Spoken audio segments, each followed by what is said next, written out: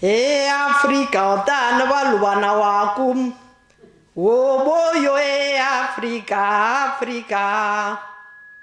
Muchas gracias por estar aquí.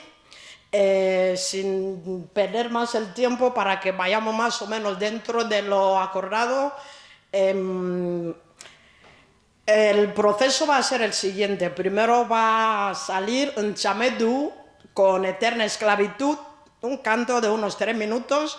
A continuación pasará Lucía Suembo mío moderando la mesa de ponencias, que es la que tiene el título que aquí nos aparecía, En Deuda con África.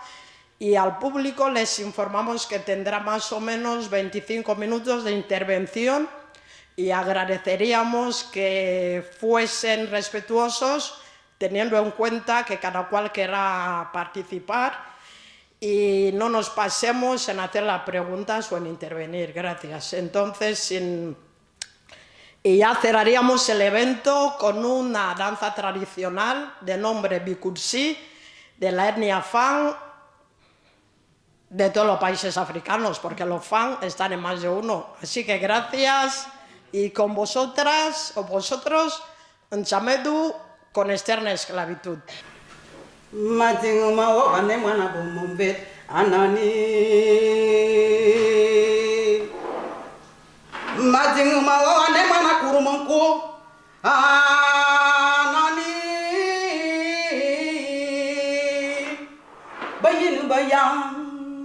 Nchame duma bunu mamena matama mbere micro nani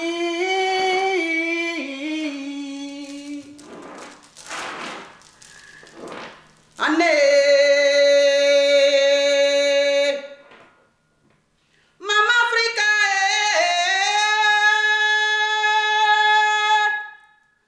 yo ayana ne bana buye bakaba jugu masia masi Nsuru moroba juguya nsuru moroba ninga beto na zama Kenya kum mitani mana dure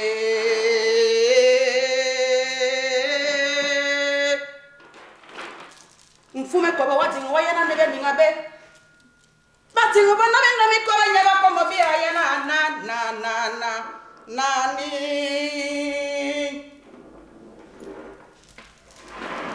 Bama nabi adura kumude. Bama nabi anawa kumuna ngona ninga nyanga na basenya bo. Eza manga komeni. Yiwa yamana to mama. Ngongo afa. Ngongo ngongo. Ngongo. Nyongan. Ngongo. Ngongo. Nkan.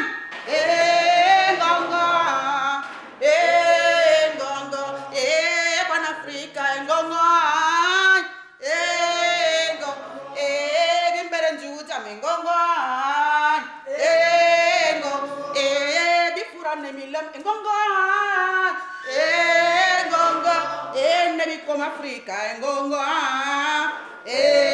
ngongo, ngongo, ngongo,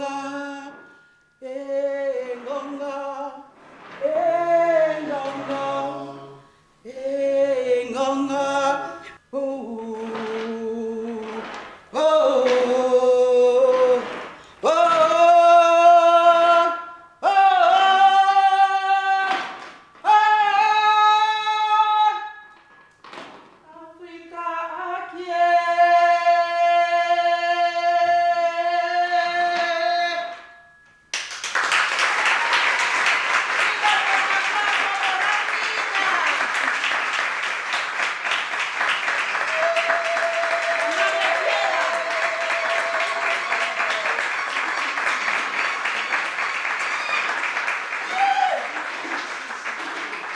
Bueno, pues muchísimas gracias. Qué manera más hermosa de comenzar este día en recuerdo de un continente que lucha, pero que también celebra.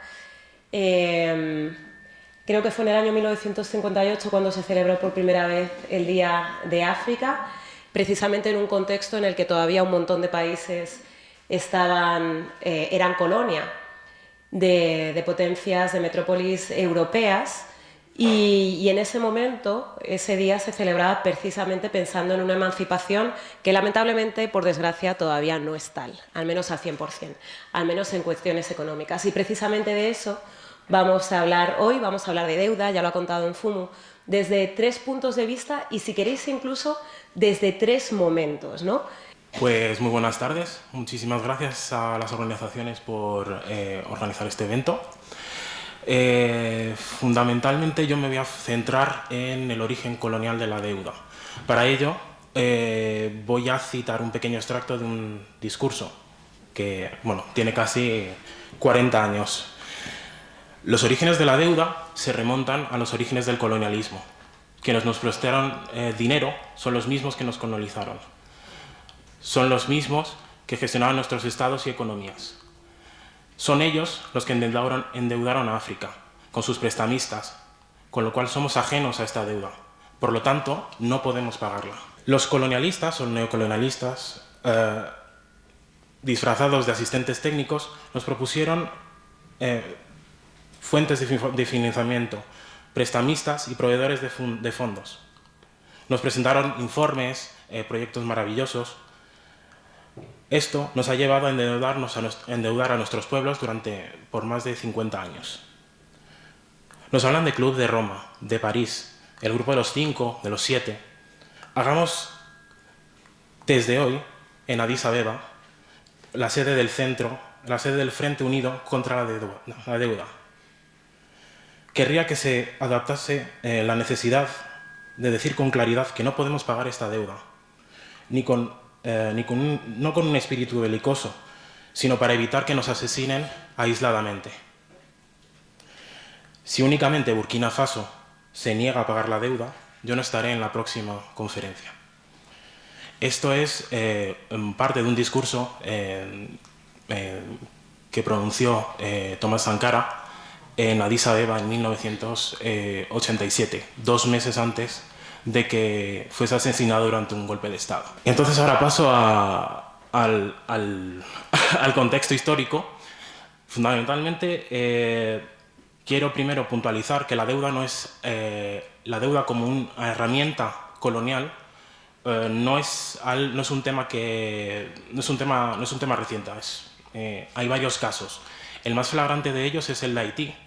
No nos olvidemos que pagó una deuda durante 122 años pagando por su libertad. Terminó de pagar en 1947, hace 80 años, casi nada. Tenemos también casos como el de Ecuador, que hizo una auditoría de la deuda en 2007-2008, también más cercano aquí porque también se ejerce colonialismo dentro de las fronteras de Europa. Tenemos el caso de Grecia, con su conflicto con el Banco Central Europeo allá hace 10 años. También tenemos el caso de la propia España, también hace 10 años.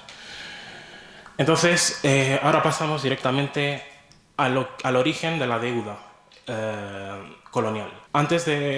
Yo prefiero llamarle periodo la época colonial, sí. Durante el proceso expansionista de los imperios europeos, se recurrió a préstamos de fondos para invertir en infraestructuras.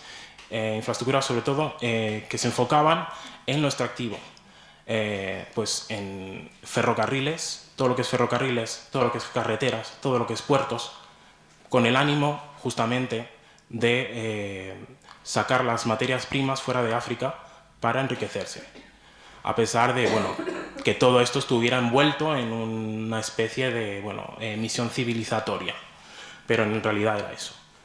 Y ahora vamos al punto clave, que es durante las independencias. En 1960 se produce, digamos, la implosión de los imperios. En ese proceso, los nuevos estados africanos heredan toda una serie de estructuras financieras, estructuras lingüísticas, estructuras administrativas, estructuras monetarias. y, sobre todo, heredan un regalo envenenado, que es la deuda que los imperios habían contraído con sus prestamistas. ¿Esto qué hace? Que parten con una clara desventaja desde el punto de vista financiero. Por otra parte, cuentan con grandes desventajas, dos desventajas en concreto. La primera, que no encuentran acreedores que se fíen para poder financiar los proyectos de construcción de los nuevos estados. Tampoco disponen de gente formada que pueda formar parte de la nueva administración, que pasa de ser administración colonial a administración estatal. Por ejemplo, en el caso de República Democrática de Congo, en 1960, para un país de 14 millones de personas, tenían únicamente unas 16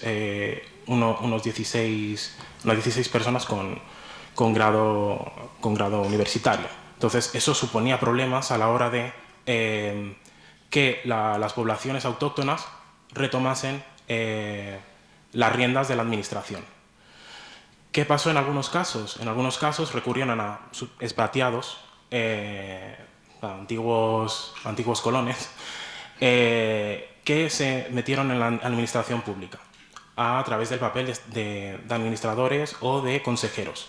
Estos son los que facilitaban y los que aceptaban los nuevos proyectos de construcción, los que adoptaron estrategias económicas que no necesariamente beneficiaban a las poblaciones autóctonas.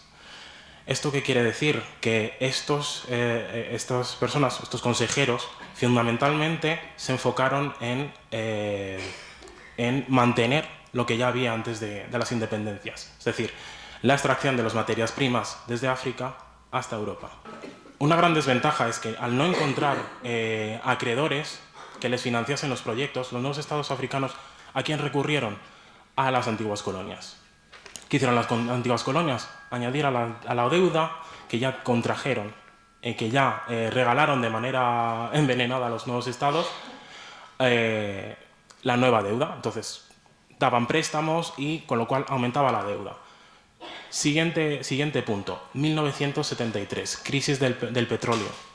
Los precios de las materias primas bajan, con lo cual, por otra parte, los estados occidentales aumentan las tasas el triple, los intereses, con lo cual tenemos menos ingresos y una deuda mucho más alta. Con lo cual, aquí aparecen los nuevos actores transnacionales, los IFI, lo que son el Fondo Monetario Internacional y el Banco Mundial. ¿Qué hacen? Como también estamos en un momento en el que estamos en plena Guerra Fría, para combatir a la Unión Soviética o la tentación de unirse a los dictados o al modelo soviético, lo que hacen es dar préstamos.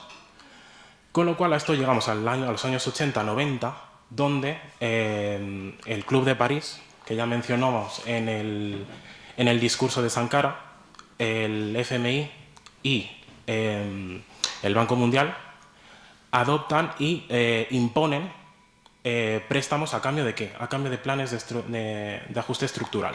Es decir, falta de financiamiento en la administración pública, es decir, hospitales, escuelas, etc. A partir de ahí pasamos a una nueva etapa, que es a la de las promesas de anulación de la deuda. La primera se produce en 1988. En 1988, que son los acuerdos de Toronto. Ahí se promete anular la deuda o reducir la deuda de los países africanos en un 33%, a cambio de adoptar planes de ajuste estructural.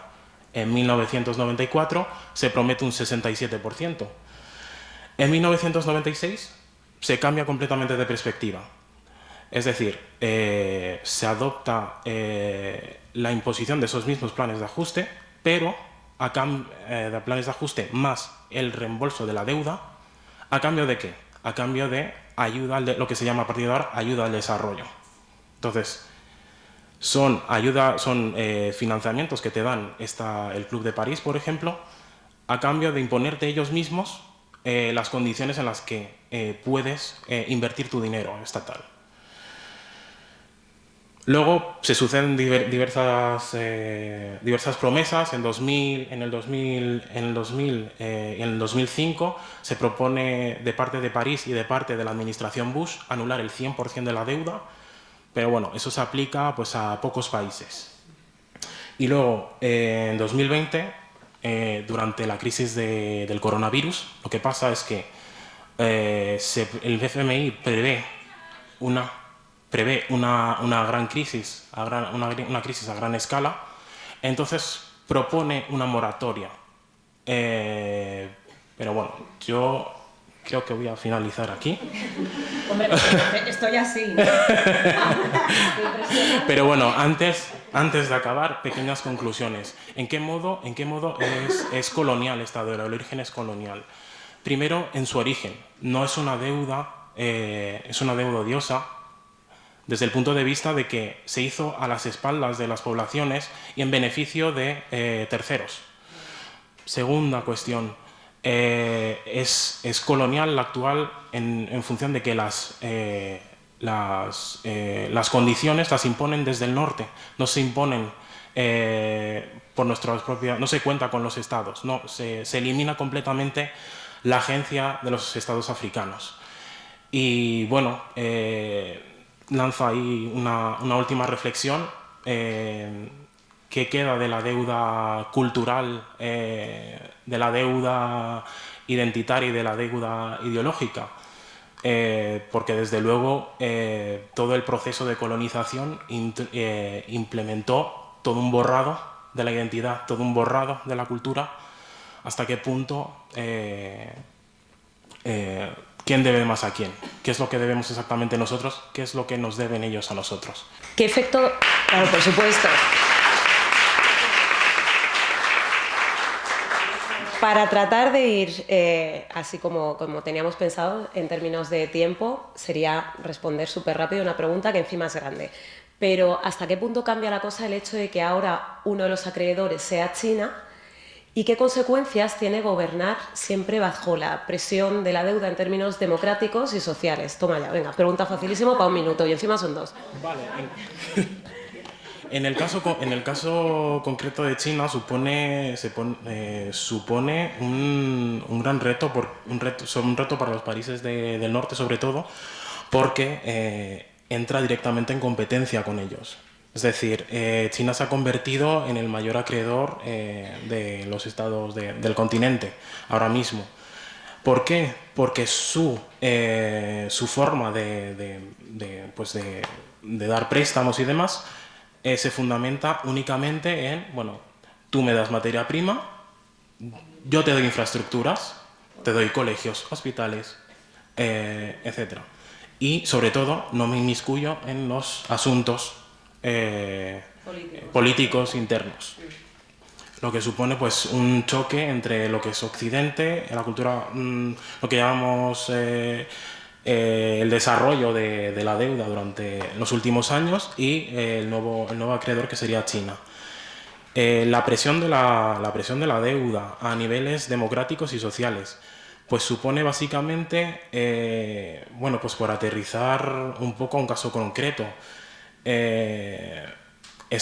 los planes de ajuste de los años 80-90, por los cuales se implementó toda una serie de recortes, de privatizaciones, pues afectan a la vida del común. Es decir, la gente no se invierte en hospitales, no se invierte en educación. Por lo tanto, pues bueno, en el caso concreto de mi familia, es decir, por aterrizarlo un poco al proyecto Mona Glen, claro, eso depende completamente de ONGs, ¿no? O sea, es decir, proyectos como de seguimiento de personas discapacitadas quedan completamente desatendidas porque no son rentables, no son y bueno, no tienen que ver con lo que se supone que es el buen hacer, ¿no? Económico. Pues muchísimas gracias. A continuación le toca el turno a Sara Bureilli, economista y ecofeminista. Es la responsable de Administración y Finanzas de Conciencia Afro, militante de SOS Racismo Madrid y exresponsable de Finanzas Sostenibles en Ecologistas en Acción, coautora de Alerta Greenwashing y traductora de Negra, la vida desconocida de Claudette Colvin. Sara, como su currículum vitae indica, abordará la deuda desde una perspectiva más ligada a la cuestión medioambiental, a aquello que no puede medirse ni contarse en euros, o no solo, al menos. Sara habla del presente y de las consecuencias que esa deuda ecológica puede tener en el continente africano y, ojo, no solo ahí. Tu turno. Gracias. 10 minutitos. 10, 15. Ya, pero es que si no, no habla la gente y nos regañan. Otra vez robo colonial. No, es que... Vale, vale, pues nada, a ver, 10 minutos. Me voy a poner el temporizador porque Porque si no te fías de mí. Es que no quiero mirarte. Venga. Vale, Él un no lo segundo. hacía, Él no lo hacía, él miraba al frente. Voy a poner musiquita. Vale, pues bueno, yo voy a empezar con un dato de un informe de Oxfam que se llama Saqueo Climático, por si os interesa leerlo. Y dice, una persona que se encuentra entre el 0,1% más rico de la población mundial genera más emisiones en un día que una persona que está en el 50% más pobre. Entonces, con este dato y teniendo en cuenta también lo que ha comentado el compañero, nos cabe preguntarse como quién paga esta crisis climática, porque al final el clima no conoce de geografías ni de fronteras y lo sufrimos generalmente más unas poblaciones que otras. Dentro de esto, y para entender un poco qué entendemos por deuda ecológica, en mi caso, en primer lugar, lo entiendo por un lado como un reconocimiento de esta deuda histórica, ¿no? De cómo estos países del norte global o los países más industrializados han provocado en los países del sur y sobre todo en los estados africanos, como ha comentado el compañero, cómo esta acumulación de riqueza del norte es la que ha provocado esta deuda ecológica. Luego también cómo estas consecuencias de la crisis climática se están dando de manera mucho más virulenta en los países del sur cuando no han sido los culpables de la misma. Y luego también romper un poco el esquema que se sigue tradicionalmente del concepto de hay que ayudar a África, hay que ayudar a los pobres. Es como, no, o sea, hay que utilizar la cuestión de la deuda, porque utilizando la palabra de la deuda es cuando realmente se hace ese hilo histórico de quién le debe a quién, ¿no? Y en este sentido, para mí, el norte global, incluso nosotros los que vivimos aquí, tenemos una deuda que sigue a día de hoy. En este sentido, y por complementar un poco la cuestión de la deuda que dejaron los países del norte, sí que quiero hablar de dos términos que por un lado sería el del colonialismo fósil y por otro el colonialismo verde. En relación al colonialismo fósil, creo que es como el concepto que más conocemos o el que nos suena más, que es esta idea de voy a tu país a extraer materias primas para seguir enriqueciéndome, ¿no? O sea, ¿qué es lo que mueve el mundo ahora mismo? Pues los combustibles fósiles y sobre todo el petróleo. En este sentido, y simplemente por tener unos datos, ¿dónde están estos recursos ecológicos? Sobre todo pues se encuentran en muchos países africanos, pero por decir algunos nombres, y voy a decir también nombres de empresa porque creo que así como que no nos suena tan lejano y lo podemos aterrizar. Por ejemplo, tenemos el caso de la zona del delta del Níger, en Nigeria, y ahí sobre todo tenemos el caso de BP, British Petroleum, que es inglesa, o de Shell. Luego también tendríamos, por ejemplo, representando a España, Repsol, en lugares como Perú y Ecuador. Estados Unidos tendríamos, por ejemplo, a Chevron. Luego tendríamos de Italia representando Eni y, por supuesto, para mí, creo de las peores y la que está haciendo como un rebranding tremendo, Total Energies, que creo que para mí es como el ejemplo de ese colonialismo fósil. Si queréis buscar información, está el proyecto de EACOP, que es un proyecto de gasoducto que cruzaría como desde Tanzania hasta Mozambique. provocando desplazamientos forzosos, provocando mucha contaminación en todas partes y transformando las formas de vida, ¿no? Entonces, muchas veces también el hecho de utilizar la cuestión de colonialismo a la gente le remonta como a una cuestión muy antigua o como esto es de hace muchos años, es como no. A día de hoy este colonialismo y esta deuda ecológica se sigue incrementando y se sigue favoreciendo por todas estas potencias. En este sentido, y en relación a lo que comentaba el compañero de los acreedores del norte, uno de esos requisitos que implementan para hacer ese pago de la deuda es, vale, tienes que permitirme extraer tus recursos, ¿no? Y entonces que aquí tengo otro dato de un informe, en este caso de ActionAid, que se titula Círculo Vicioso, que habla como el 93% de los países más vulnerables a la crisis climática tienen problemas de endeudamiento o grave problemas de sufrirlo. Porque, ¿qué pasa? Que esto se supone que es un dato también como que está comprobado, que es si más de un 12% del PIB se destina a pagar la deuda, esos recortes acaban afectando al gasto público. Entonces aquí también viene esa segunda cuestión, ¿no? En muchas ocasiones se habla de continentes empobrecidos, de lugares, es como, ¿y por qué no tienen un estado del bienestar? Y es como, vale, pero si el poco dinero disponible que tienen para los recursos lo destinan a ese pago de la deuda, hace que al final estos países no puedan seguir avanzando. En este sentido, 5 minutos. Perdón, es que el tiempo pasa volando.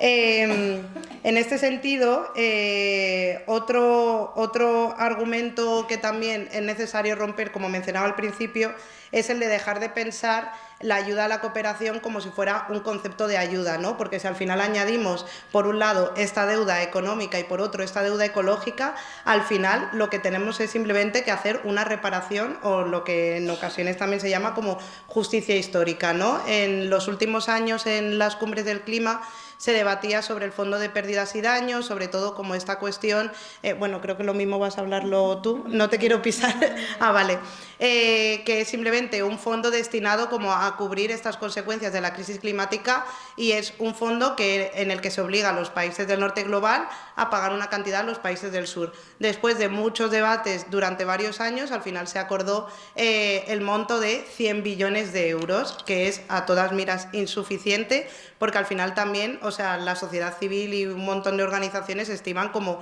que si no pagamos esta cantidad vamos a acabar pagando trillones en solo 5 o 10 años por la inacción que estamos teniendo ahora.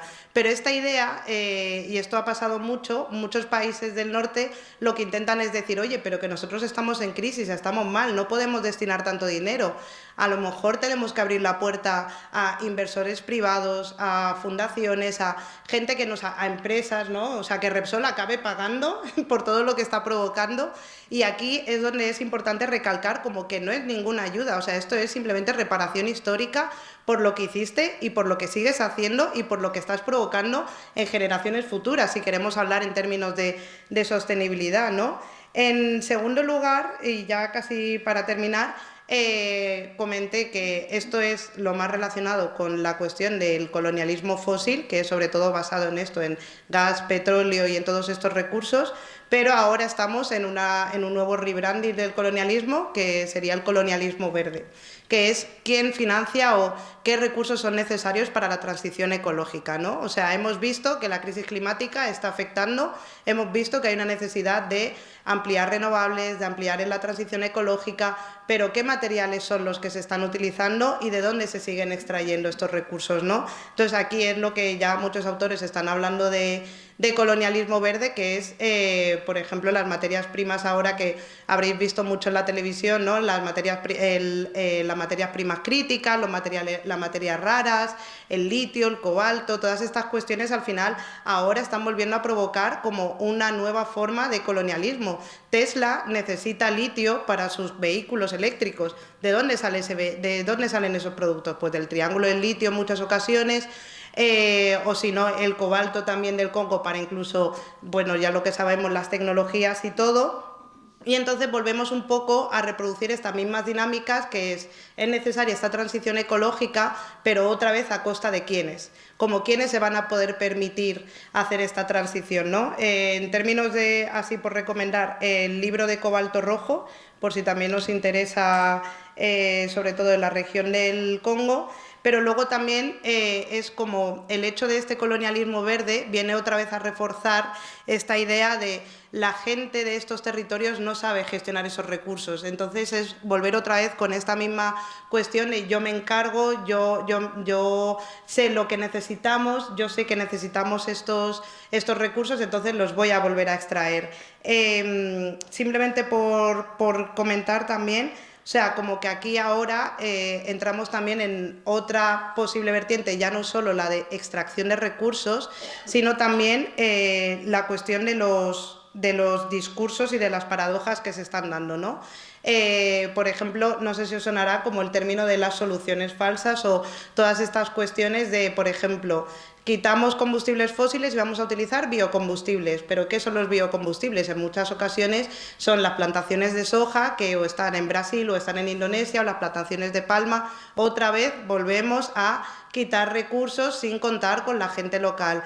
Luego está también la otra idea como tradicional, de yo me encargo, yo te cuido, vosotros no sabéis. En el libro de Colonialismo Verde de Guillaume Blanc, creo que todavía no está traducido al castellano, está en francés, pero bueno, hay unos vídeos en YouTube por si queréis verlo.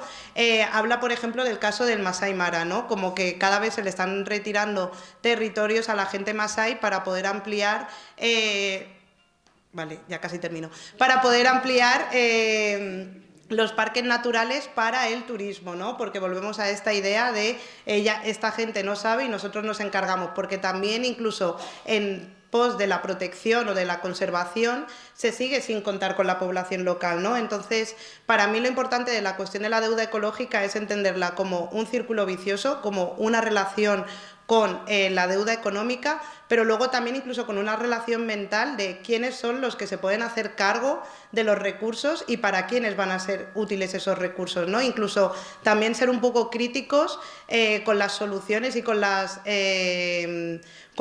situaciones que se están dando ahora. Ay, se me había olvidado. Un último ejemplo, perdón. Tengo una pregunta para ti también. Ah, vale, nada, un último ejemplo, sobre todo dentro de esto de las soluciones falsas, es lo de la compra de créditos de carbono, ¿no? O sea, yo me voy de viaje a X país y luego entonces me compensa el crédito de carbono, además las aerolíneas te lo facilitan, te dicen págame un eurito más y ya lo tienes, pero es que eso es a costa de comprar territorios locales, como pueda ser en Kenia, que está sucediendo, como pueda ser en Uganda, de comprar bosques enteros para hacer esos cambios de créditos de carbono, ¿no? Entonces, simplemente para tener en cuenta como estar vigilantes, que el colonialismo sigue existiendo, que no es solo un colonialismo fósil, sino también como ver estas nuevas formas de colonialismo verde, colonialismo ambiental, como lo queramos llamar, y estar muy atentas sobre todo para poder reclamar como que sea la población local, que sean los gobiernos locales los que puedan decidir sobre sus propios territorios, ya sea para la transición ecológica o para seguir contaminando como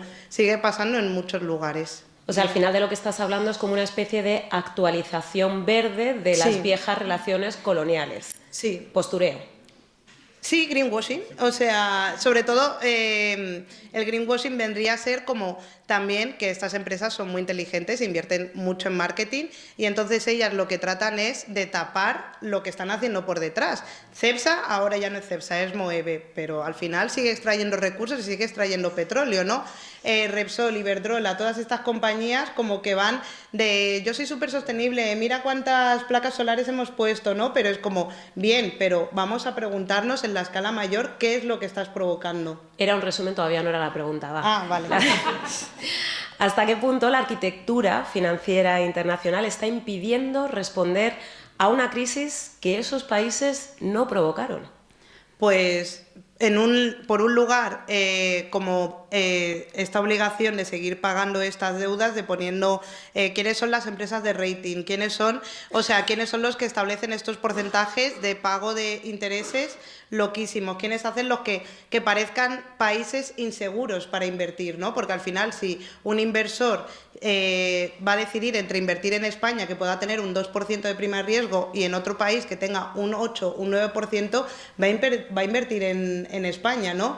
Por otro lado está esta cosa del no reconocimiento histórico de quién le debe a quién y quién está sufriendo ahora las consecuencias, ¿no? Y por otro lado diría que está la cuestión de que mientras estas empresas sigan usurpando los recursos sin contar con la gente local, vamos a seguir en este esquema. Y simplemente como recordatorio, a Alemania, cuando terminó la Segunda Guerra Mundial, se le condonó la deuda y luego además recibió ayudas del Plan Marshall. ¿Dónde está el Plan Marshall para el continente? ¿Dónde están todas estas cuestiones? No es como porque a algunos sí y a otros no. Entonces, como mientras no seamos conscientes de que la historia se sigue escribiendo a día de hoy y seguimos pagando estas consecuencias, no vamos a poder avanzar. Totalmente, muchísimas gracias. Vamos a continuar ahora. Estaba pensando, pero no te voy a dejar responder ya, Sara, en el peso de las narrativas también, ¿no? De cuánto aquello que leemos, vemos en televisión y tal, también nos pesa en términos de sociedad a la hora de pensar, pues eso, quién es responsable de qué y quiénes padecen qué. Marta Iglesias, que es ya nuestra última interviniente, es licenciada en Ciencias de la Información, experta en Cooperación Internacional y Construcción de Paz. Actualmente es la directora de Estrategia e Incidencia de Movimiento por la Paz, vocal de la Junta Directiva de AIPAZ, Asociación Española de Investigación para la Paz, y también vocal en el Consejo de Desarrollo, en el Grupo de Trabajo de Coherencia de Políticas Públicas para el Desarrollo Sostenible. En 2021 tuvo una vocalía en la Mesa África y Marta también nos va a hablar de deuda, claro, en presente, por supuesto, aunque con la mirada puesta en el futuro. Vamos allá. Muchas gracias. 10 minutos, entiendo, ¿no? Sí. Me cortas, porque deja el móvil sin problema, me cortas. Bueno, muchas gracias por invitarme, pero sobre todo muchas gracias por organizar este evento. Creo que, y ahora voy a volver a ello, durante mucho tiempo en este país, y no solamente en este país, creo que a nivel internacional hubo una gran sensibilización sobre la importancia de la deuda y el impacto que estaba teniendo, y la importancia de condonar, aliviar y reconocer el daño, ¿no? Y reparar el daño que durante mucho tiempo se ha hecho. Y había un caldo ciudadano, una comprensión ciudadana de que esto era importante. Y por diferentes razones se han cambiado las agendas y durante mucho tiempo hemos dejado de hablar de deuda. Y es verdad que en los últimos años, me atrevo a decir últimos 2-3 años, de nuevo vuelvo a estar encima de la mesa, afortunadamente. Porque, como bien decías, el tema de narrativas, de lo que hablemos, nos va a ayudar mucho a cómo nos posicionamos, a cómo entendemos lo que pasa y, por lo tanto, a cómo se pueden cambiar las cosas. Que, al fin y al cabo, yo soy una persona optimista y siempre creo que se puede hacer mucho, ¿no? Y con eso terminaré. Pero sí, los datos son apabullantes, no voy a sumar cosas que ya se han dicho aquí previamente, pero estamos en un momento muy crítico y un momento que requiere de una urgencia en la acción.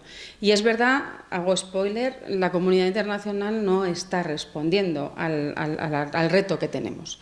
Esto no está pasando. Ahora voy a comentar algunas de las peticiones que se llevan pidiendo desde diferentes ámbitos y también desde la sociedad civil en relación a la deuda y cómo bueno, pues no hemos conseguido aquello que queríamos o aquello que consideramos que es justo y urgente.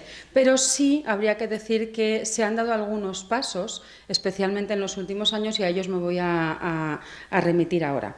Datos que nos ayuden a entender esto y, como bien se decía, porque esto es importante porque de alguna manera todo el dinero que estos países dedican a devolver esa deuda que no les corresponde, que no es nuestra, lo has dicho muy bien, es dinero que no se dedica a los ciudadanos y a las personas que habitan los países y los territorios. Estamos hablando más o menos que la deuda pública, el promedio respecto al PIB en África ronda el 64% y cualquier dato que eleve por encima del 60% nos lleva a decir que es inviable que un país pueda gestionar una economía con más de un 60% de deuda y en la media de África estamos hablando de un 64%. Más de 21 países africanos con bajos ingresos se encuentran actualmente en situación de sobreendeudamiento o bancarrota, fundamentalmente por la deuda. 25 Estados miembros de África pagan más intereses y servicios de deuda que el presupuesto de salud propia del país y de salud pública. Y además es que esto se va incrementando porque esto no es una cosa que haya pasado y bueno, pues ahí se mantiene en el mismo nivel. Estamos hablando que a día de hoy tenemos el triple, los países africanos tienen el triple de deuda pública de lo que tenían en 2012. Estos son datos de 2026. Y además tenemos países como, por ejemplo, como Mozambique, donde la deuda llega a representar más del 300% de los ingresos de sus exportaciones. Entonces son datos apabullantes y además es una pena porque incluso los datos económicos nos están haciendo ver que el PIB africano está creciendo. Otros países no pueden decir lo mismo y hay países africanos y en el continente africano que está subiendo en torno a una media de un 4,5%. La pena en este caso es que gran parte de esta nueva riqueza va directamente a pagar esta deuda que no es suya. No termino con simplemente un tema de datos y ya dejo los datos porque no me gusta mucho hablar de datos, pero sí que consiguen hacernos una idea. Claro, ¿a quién se le debe? Y esto también es importante porque dependiendo de a quién se le debe tomaremos una serie de decisiones u otras. Y el 40% de los acreedores de la deuda africana son privados. El 32,5% son multilaterales y el 26,6% acreedores bilaterales. Y cada vez estamos teniendo, ante estas raras y difíciles condiciones de devolución y el impacto que esto tiene, cada vez estamos teniendo más deuda interna en los países, lo que también está volviendo a rizar el rizo. Bueno, con todo esto y sabiendo que estamos en una tendencia creciente, como mínimo habría que pararla, más allá de que, por supuesto, la exigencia y la necesidad es de que se reconozca, se revierta, se condone y se finalice con la deuda, ¿no? Y esta es la ambición y esta es la petición que durante mucho tiempo se ha tenido desde diferentes ámbitos.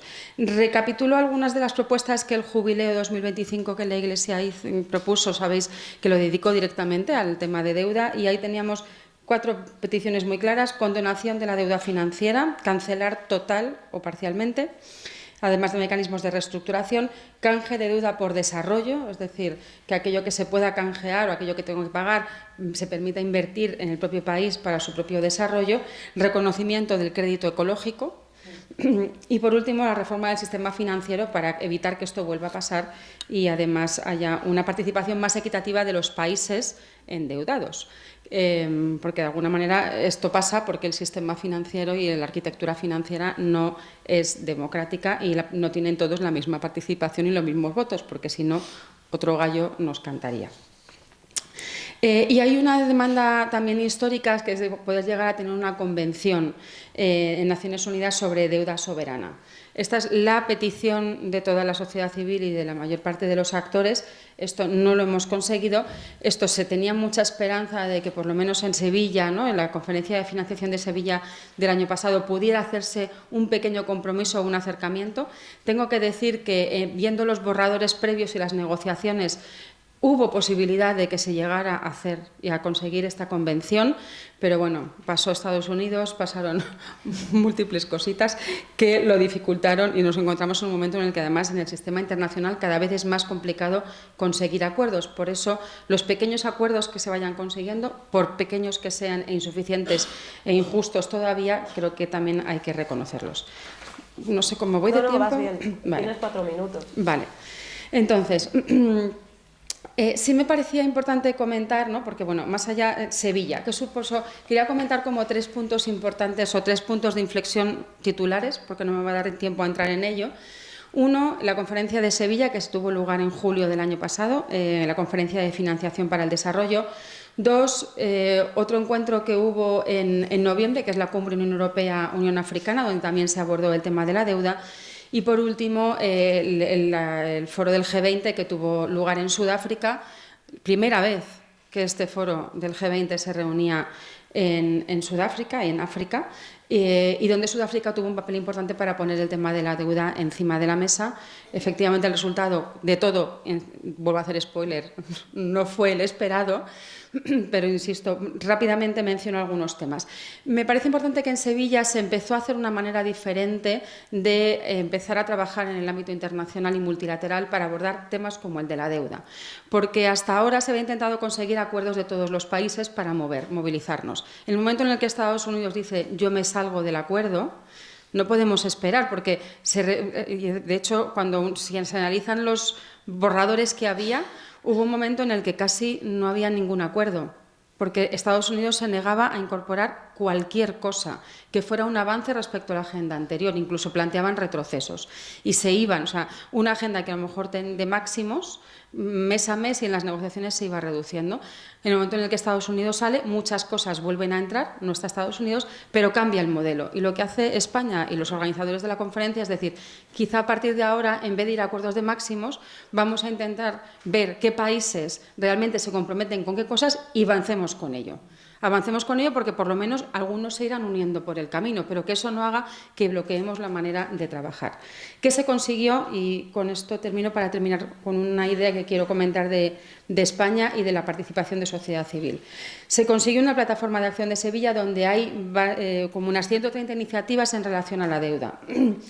Que se creó el Foro de Sevilla sobre deuda, que es un foro que fundamentalmente nos va a ayudar a tener más datos, más transparentes, que nos ayuden a ver la dimensión de la tragedia y, por lo tanto, a tomar mejores decisiones, aparte de un pequeño impulso del multilateralismo, y las cláusulas de pausa por deuda, que esto ha sido un tema histórico, porque más allá de la situación en la que ya se encuentran los países, cuando además viene una crisis climática o una crisis, un conflicto armado, no se suspende la deuda. Indiscutiblemente en esas circunstancias los países no pueden devolver la deuda.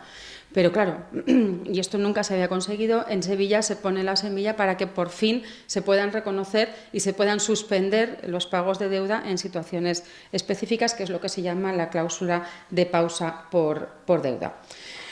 No podemos decir que consiguiéramos la ambición, pero sí se empiezan a poner herramientas como estas que nos ayudan a caminar un poquito más. Respecto a la cumbre Unión Europea-Unión Africana en Luanda, la ambición no era, las expectativas no eran muy altas y efectivamente el resultado no fue muy bueno.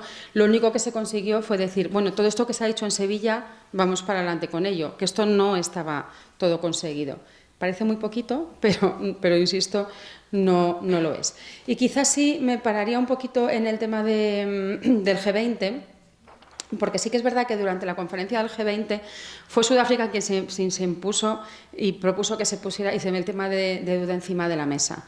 Efectivamente se dio un respaldo al mecanismo, se dio un respaldo, pero sobre todo, quizá lo que más nos ayudó fue el reconocimiento, no la reparación, no el reconocimiento de la deuda climática, pero sí la vinculación entre los conflictos, el problema que estamos teniendo, el pago de la deuda, pero sobre todo el impacto del medio ambiente y de todo lo que históricamente, cómo está impactando la gestión energética y la gestión de la vida en general y cómo en el clima, en el medio ambiente y cómo esto impacta específicamente en los países africanos. Por primera vez en un texto de este tipo se reconoce esta vinculación, lejos de un reconocimiento de asumir responsabilidades, ¿no? Y termino con esto porque sí me parece que, claro, España, me pedían, ¿no?, que también hiciera como una breve reflexión sobre el papel que España ha jugado en esto. España es un país que ha intentado mediar en los últimos años, por lo menos en estas 3 cumbres, ¿vale?, entre elevar un poco la ambición en algunos temas por los que sí se han apostado, pero siempre con el problema y el límite de España forma parte de la Unión Europea y no se puede salir de la posición común de la Unión Europea. Luego también hay que reconocer que España es un país que no tiene ni un voto ni una gran cantidad de posibilidad de incidir en el Fondo Monetario Internacional, Banco Mundial. Quiero decir que al final es donde se juegan las negociaciones, de donde fijamos la arquitectura. Pero sí he intentado jugar un papel mediador para acercar posturas y sacar pequeñas iniciativas y alianzas como estas que os he comentado y otras que podemos hablar si queréis, ¿no? Sí me gustaría terminar porque la experiencia que tuvimos en la cumbre Unión Europea-Unión Africana, yo estuve en Luanda, fue súper frustrante, porque cada vez estamos viendo como más veces la participación de la sociedad civil y el diálogo de la sociedad civil está siendo más cerrado, especialmente en los ámbitos internacionales. Y yo creo que para mí, esto es algo que venimos viendo, en Sevilla lo conseguimos, pero costó muchísimo y porque el gobierno español se empeñó y facilitó, pero en Naciones Unidas costó muchísimo y lo estamos viendo cada vez más. Pero lo de Luanda fue, nos encontramos la sociedad civil africana y europea, nos hacemos la foto, nos lanzan un documento para que digamos que nos parece bien, decimos que no nos parece bien, pero el documento sale igual diciendo que lo hemos asumido nosotros. O sea, fue algo de verdad completamente vergonzoso. Y sobre esto quiero llamar la atención, porque me parece que es importante que si queremos impulsar cosas, si queremos que las cosas cambien, es importante que reflexionemos sobre ellas, es importante que hagamos propuestas, pero sobre todo es importante que elevemos esas propuestas para hacer incidencia política. En España tenemos varios espacios para hacerlo. Uno de ellos es la Mesa África. Mencionabas, yo fui vocal, sigo siendo ahora, me salí y he vuelto a ser vocal, afortunadamente, porque para mí es un espacio en los que... Y la Mesa África ha tenido muchos momentos. La Mesa África es como un espacio consultivo en el Ministerio de Asuntos Exteriores, que acompaña la implementación de la Estrategia África que España tiene para los próximos 5 años, bueno, 4 años ya. Y en esa mesa está sentada diferentes ministerios, pero también está sentada la empresa privada, o sea, el sector privado, tienen 3 asientos, está sentada la academia con otros 3 asientos, está sentada la sociedad civil, cooperación en este caso, 3 asientos, y conseguimos, después de mucho pelear, que se incorporara la diáspora. Y hay, efectivamente, al principio solo nos permitieron que la diáspora formara parte del grupo de cooperación, que ¿qué tendrá que ver? Pues ahí lo metimos, pero se consiguió que se metiera y por fin, desde hace 2 años y en la nueva estrategia, tienen un grupo propio también con tres vocalías, ¿no? Y desde ahí se impulsa, por ejemplo, la posición española en estos diferentes espacios y foros. Entre ellos, los temas de deuda, y de hecho la deuda en la Estrategia África está recogida como una de las propuestas con no poca ambición. Quizá la estrategia hay cosas en las que la ambición no es la de las mayores, pero en los temas de deuda hay cosas que serían interesantes que podamos agarrar y que podamos proponer, empujar y hacer seguimiento para ver cuál es la posición española para que esto pueda impulsarse. Lo dejo aquí para no pasarme más.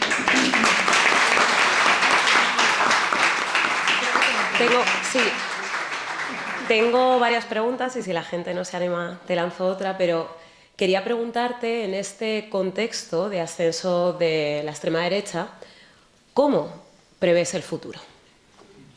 Uf. ¿Puede ser fácil? ¿Mal? Está complicado. Yo soy, lo he dicho antes, creo que lo he dicho antes, yo soy una persona optimista por naturaleza, pero es verdad que el contexto no pinta bien. Sobre todo no pinta bien porque para mí creo que la extrema derecha, la extrema derecha, fíjate, esto es muy personal, como un instrumento porque detrás de la extrema derecha estamos viendo quién gana. Quien gana son las grandes tecnológicas, quien gana son toda la élite fósil, quien gana todas las compañías de carburantes. O sea, tenemos un montón de ganadores de todo esto que nos está pasando y yo creo que esto no se nos puede olvidar. Pero efectivamente con lo que está atacando la extrema derecha, con sus amigos, viene a ser una forma de funcionar en la que todo lo que nos afectaba a todos nos importaba a todos. Quiero decir, un sistema multilateral en el que solamente podemos estar bien si todos estamos bien. Sabiendo que incluso ese sistema multilateral nunca ha sido perfecto porque a las pruebas me remito y ese sistema multilateral ha fracasado en proteger realmente a todas las personas. Esto vaya por delante y quizá no era el mejor sistema multilateral que nos podíamos dotar. Y de ahí la importancia de reformarlo o incluso, como había mucha gente que decía, destruirlo y crear algo nuevo. No lo sé.